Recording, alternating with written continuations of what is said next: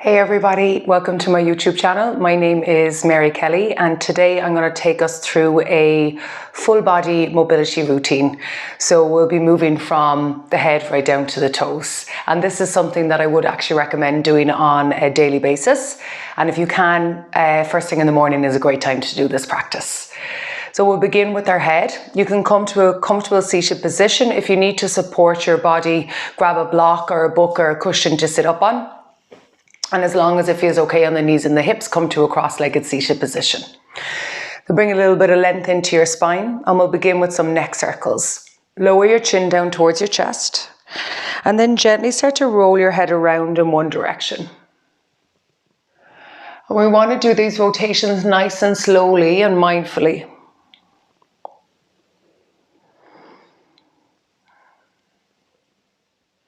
And just continue to breathe. If it feels comfortable, allowing yourself to breathe in and out of your nose.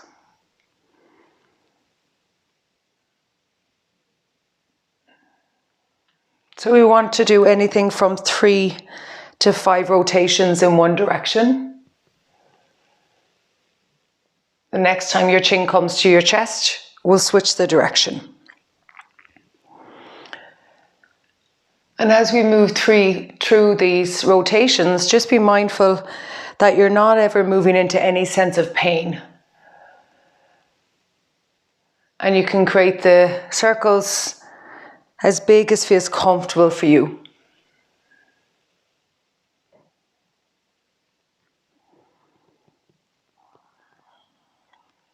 So you're going to finish this circle.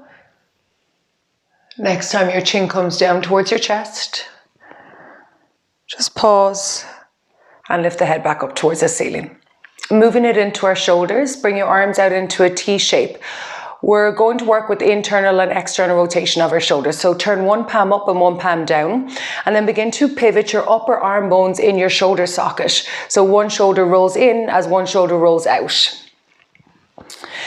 And be aware of where this movement is coming from. So really try to focus on this movement happening in the upper arm bones rather than your wrists or your hands twisting and not the upper arm bone moving in the shoulder socket. I want to do about kind of 10 or so of these. And just finish the one you're doing. And then slowly release your arms all the way back down by your side. Move a little bit into our spine. As we inhale, reach your arms out and up to the sides. As you exhale, fold over your cross legs, rest your hands down, soften your elbows and your shoulders, and let's pause for a moment here in our seated forward fold.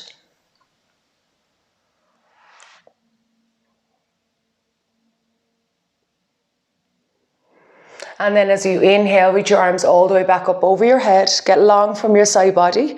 As you exhale, twist over to the right hand side. Place your right hand behind you. Left hand to the outside of that right knee and look over your right shoulder. And take 3 or so breaths here.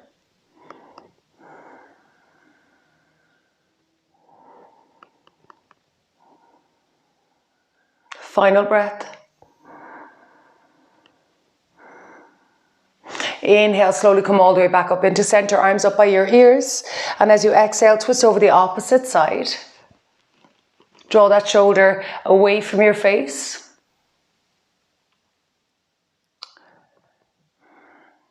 Keep the length through the spine. Try to rotate from your side waist.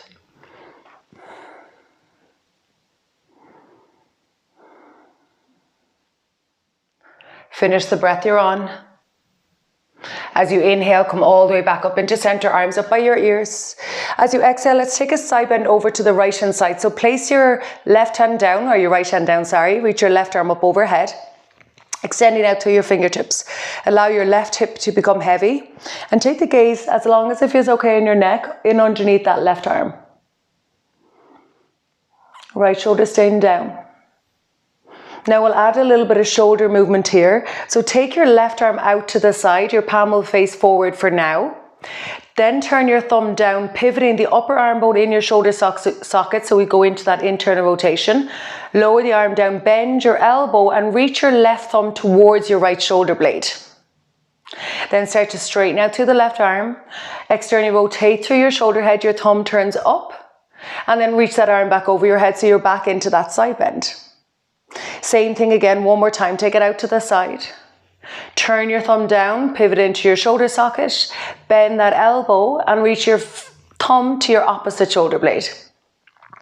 Straighten the arm, externally rotate through the shoulder, come back into your side bend. And slowly come all the way back up into center. Take both arms up by your ears. We'll swap the sides around. Left hand comes down, soften your shoulder and your elbow, reach that right arm up over your head. We'll stay here for a breath or two with the option of taking the gaze under that right arm.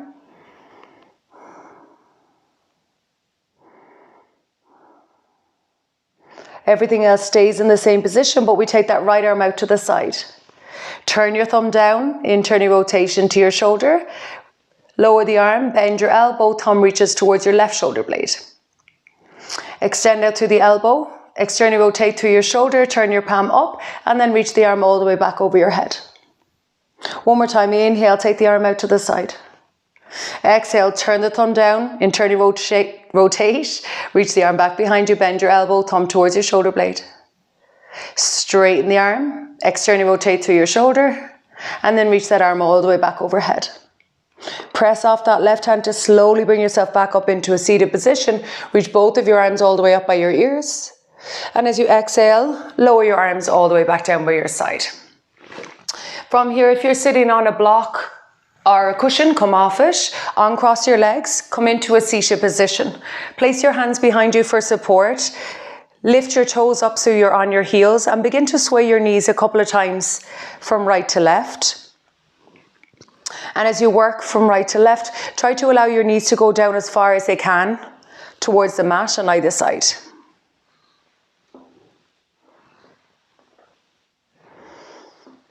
And then come back into center, bringing ourselves into what we call a 90-90 position. So taking your left leg behind you and bringing your right leg out in front. You're roughly bringing your right ankle and knee in line with each other and knee and hip in line with each other. So we create this 90-degree angle at the back of that knee, and it's the exact same on that back leg. So we're going to work with internal and external rotation of our hips here. Allow your front body to face towards your front leg. We're working with our back leg here. Toes are pointed out to the side on your back leg. Keeping your heel down and your inner foot down, begin to lift that inner knee up off the mat. So we bring that leg into external rotation without the pelvis rolling back. So keep your pelvis and chest facing forward and then lower it back down. So we'll do anything from 5 to 8 of these lifts. As you lift the knee, think about squeezing that outer hip. And then with control, lower back down. Inhale to lift, keep pressing down into that right leg also. Exhale to lower back down. We'll do 2 more, and on this last one, then we'll hold it. Place it back down, be mindful that the hip isn't rolling back. Last time, lift it, hold it for 10, 9, 8. You might be cramping. 6, 5, 4, 3, 2, and 1. Releasing the knees slowly back down. Now we'll work with internal rotation. Same with the back leg once again. So your inner knee is staying down. Same idea with the pelvis. We don't want the pelvis moving here. Brace a little bit through your core. You can use your hands to support you to create a little bit of tension in the rest of the body. Inner knee stays down, and we try to lift that back foot any amount up off the mat. So it mightn't even lift, or it might just come a millimeter up off the floor. It doesn't matter how far it lifts, as long as you feel that work happening in and around that left hip. And again, and once again, we're going to go from anything from 5 to 8 of these lifts.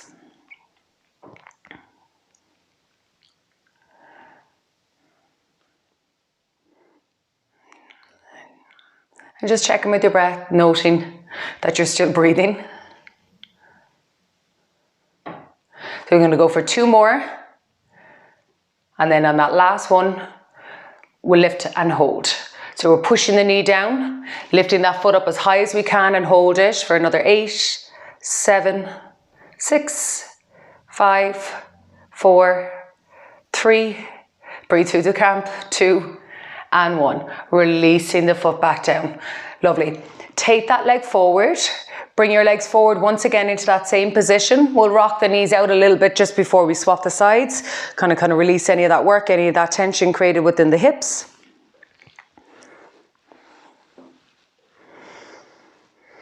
And then when you're ready, allow the legs to come back into center. We swap the legs around, so it's the opposite leg in front.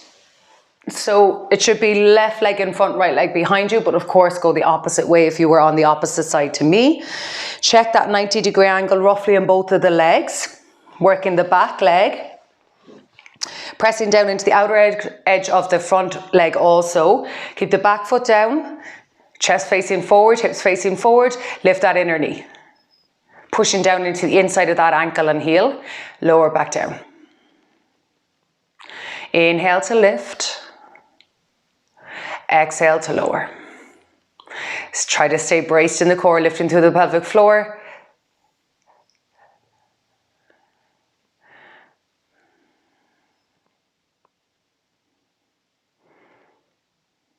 And again, lift, lower, and then on this next one, we'll lift it and we'll hold it. 6, 5, 4, 3, 2, and 1. Release it back down. If you feel like you're cramping, maybe you need to just kind of rock your pelvis out a little bit. You might even need to release the leg for a moment and then come back into it. There's nothing wrong with cramping as long as it's not painful. A lot of the time cramping is just an indicator that you need to work these movements and muscles a little bit more. So we're working with internal rotation now. So our inner back knee is staying down. We're lifting our back foot. So we lift up and bring it back down. Be mindful to keep the chest forward, up and down. Inhale to lift. Exhale to lower. Let's go for another 3 and we'll hold that last one. As you lift, really squeeze. And we'll lift and hold. And you probably notice a difference between both sides of the body because naturally both sides of our body aren't symmetrical. So you're always going to feel tighter on one side, more mobile on one side, etc. So another 5, 4, 3, 2, and 1. Release it back down. Sweep that leg back out in front. Come back into that position. Come onto your heels, toes lifted, and rock the knees.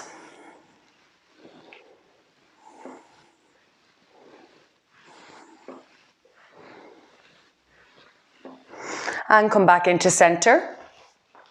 Draw your left heel in towards you. We'll work a little bit into ankle rotations and then we'll do one more spinal movement and that's it. Sit up nice and tall. Hold on to the front of your shin. Lean back slightly.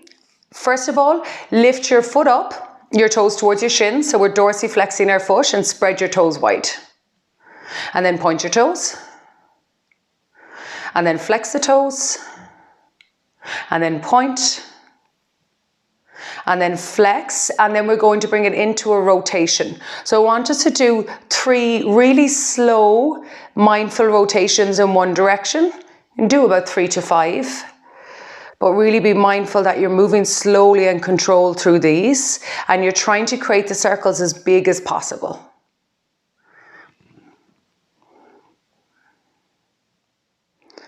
So I think this is number 3, if I've counted correctly.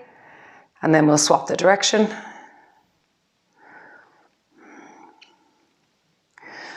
So I often find when we are concentrating so much on what we're doing, that's when we forget to breathe.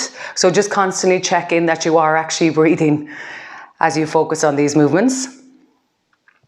And I think it should be 1 more in this direction. And then releasing the foot back down. Swap the legs around, so draw the other heel in. Hold on to your other shin, lean back slightly so your foot can lift. First, flex the foot, so push through the heel, spread the toes, pull toenails to shin. Point to the toes, plantar flexion. Flex, push through the heel. Point. Bring it back into that flex position and then we're going to go for our 3 rotations in one direction.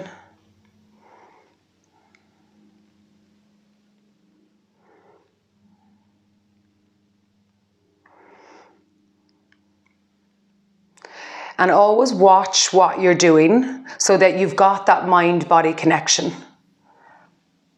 So we're not just mindlessly moving, we're mindfully moving. Switch the direction.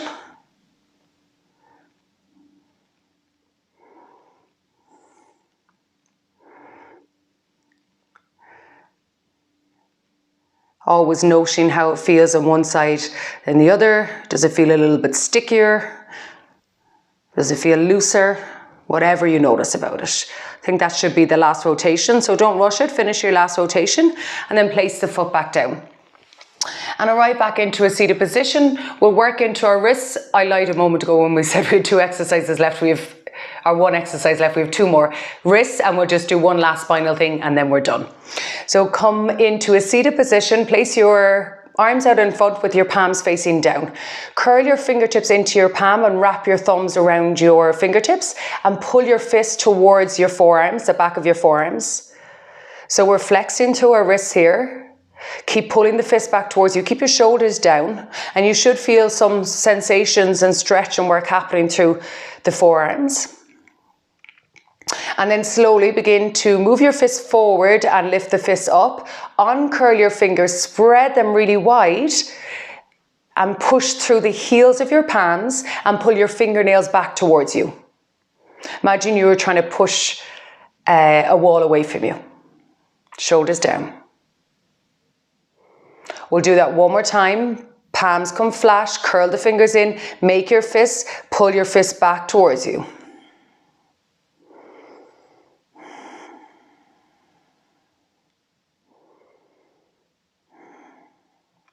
And then come back into center, lift your fist, uncurl your fingers, spread the fingers. That really helps to intensify the stretch and the work. Keep the fingernails pulling back towards you. Notice if you're kind of rounding in your spine, lengthen through your spine. And then just relax your hands, interlace your fingers, roll your wrists around a couple of times in one direction. And then the other direction.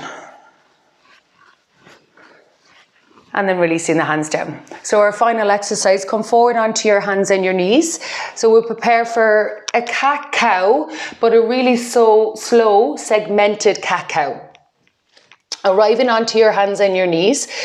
Take your hands roughly shoulder distance apart. If it's comfortable for shoulders over your wrists, stack them. Otherwise, you can have your hands slightly out in front. If it's too much pressure on your wrists, that's totally fine.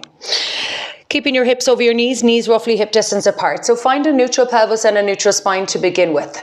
Take the awareness down to your pelvis and then slowly begin to untuck your tailbone. So you're going to begin to stick your tailbone towards the ceiling. Begin to point your pubic bone back between your thighs towards the back edge of your mat as your belly lowers. Open through your front rib cage. Pull your shoulder heads back towards your outer hips as you lengthen your collarbone.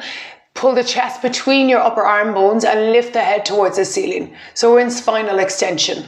Now keep your head lifted. We'll start again from our tailbone. So I want you to bring the awareness to the pelvis and really slowly start to tuck the tailbone under.